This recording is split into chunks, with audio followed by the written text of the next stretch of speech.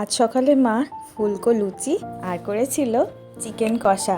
আমার তো খেতে ভালো লাগে। এখন ঠিক সময়টা সকাল নয়, ওই দুপুরের দিকে। আর আমার বোন দেখুন এখানে টমেটো মাখা করছিল। ওর হঠাৎ মনে পড়ে যে একটু টক খাওয়ার কথা, তো কিছু ঘরে ছিল না, তাই জন্য এই টমেটোগুলোই মাখা করে নিচ্ছিল। টমেটো মাখা কিন্তু ও ভালোই করতে পারে, আমাকেও দিয়েছিল আর বেশ খেতে ভালোই লাগছিল। আর এইটা দেখেছেন, এইটা হচ্ছে তেঁতুলের চাটনি, এইটা আমি বাড়িতেই বানিয়েছিলাম। আর আমি এখানে রান্না করছিলাম পনির, কারণ আমার মেয়ে আর আমার বোন বলল পনির খাবে, তাই আমি মাকে একটু হেল্প করে দিয়েছিলাম। মা রান্না করেছিল এই যে আর মাছের তরকারি, ডাল, আর এই দিকেও একটা আর মাছের তরকারি আছে। এই দেখুন, এইটা হচ্ছে পেঁয়াজ রসুন দিয়ে, কারণ আমার দিদা আবার পেঁয়াজ রসুনওয়ালা খায় না। তারপর সন্ধেবেলায় নিচে গিয়ে দেখি, মানে বম্মার ঘরে গিয়ে দেখি বম্মা আমাদের জন্য ধোসা বানাচ্ছিল। বম্মা কিন্তু ধোসাটা দারুণ বানায়, আর সব আগের দিন রেডি করে রেখেছিল। যেহেতু আবার মেয়ে বলেছে ধোসা খাবো বদ্দিদুন, তাই আমার মেয়ের ইচ্ছাতেই ধোসাটা বানাচ্ছিল। আর এই দেখুন, এই ভেতরে আলুর পুরটা দিচ্ছে।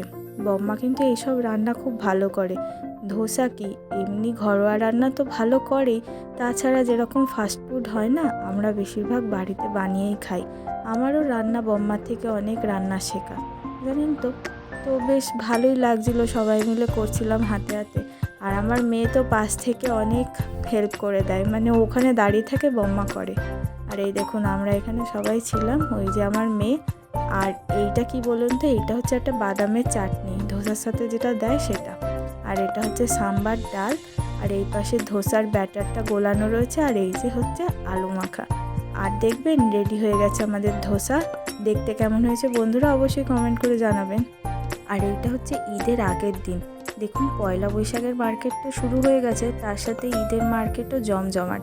আর আমি, মা আর আমার মেয়ে বেরিয়ে পড়েছিলাম পয়লা বৈশাখ উপলক্ষে কিছু কিনতে। এখানে ওই যা আর কি হয় বুঝলেন তো, বাজারে আসলে মেয়েদের যেটা হয়, এদিক ওদিক একটু দেখা, সব কিছু যাচাই করা।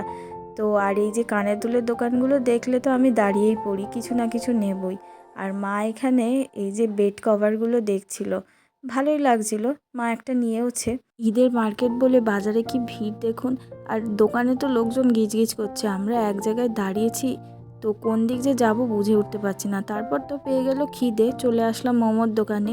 আমরা মোমো নিয়ে নিয়েছিলাম, ওই ম্যাডামের জন্য বিশেষ করে মোমোটা খেতে হলো, কারণ ম্যাডাম খুবই ভালোবাসে মোমো খেতে। খাচ্ছিল আর বলছে মা ভিডিও করো, আমি পোজ দিচ্ছি। এবার আমরা বাড়ির দিকে বেরোবো, তখনই দেখি বোনও চলে এসছে। ও কম্পিউটার ক্লাসে যায়, ওখান থেকেই চলে এসছিল। আর এখানেও খাচ্ছিল মাটন ঘুগনি, ও ঘুগনি খেতে খুব ভালোবাসে। তারপর আমরা সবাই মিলে বাড়ি চলে এসেছি। আর এখানে মা কটা সবজি কেটে রেখেছিল, ওই চাউমিন করবে বলে। বোন সকালবেলা কলেজে যায়, তো ও অনেক ভোরবেলা কলেজ যায়, ওর মর্নিং কলেজ, তাই জন্য, নাহলে মা পেরে ওঠে না। আর এইদিকে আলু ভাজা করছিল, কারণ বাবা ডাল আর আলু ভাজা দিয়ে ভাত খাবে। এইটা হচ্ছে পরের দিন সন্ধেবেলায় মা একটু পপকর্ন ভেজে দিয়েছিল।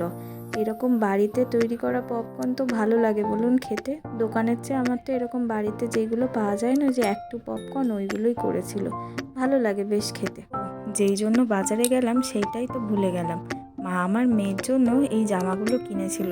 আসলে সামনে তো পয়লা বৈশাখ, তাই জন্য এই নরম পাতলা জামাগুলো কিনে দিয়েছিল, এই ফিতে বাঁধা, গরমে পরাতে আর কি সুবিধা হয়। আমরাও ছোটোবেলায় এই জামাগুলো পরতাম, আমাকেও মা এরকম জামা কিনে দিত।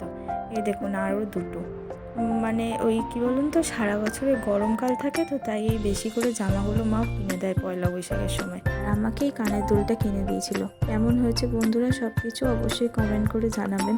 আর আমার ভিডিওটি যদি ভালো লাগে, চ্যানেলটিকে অবশ্যই সাবস্ক্রাইব করে আমার পাশে থাকবেন। টাটা, পরে দেখা হবে।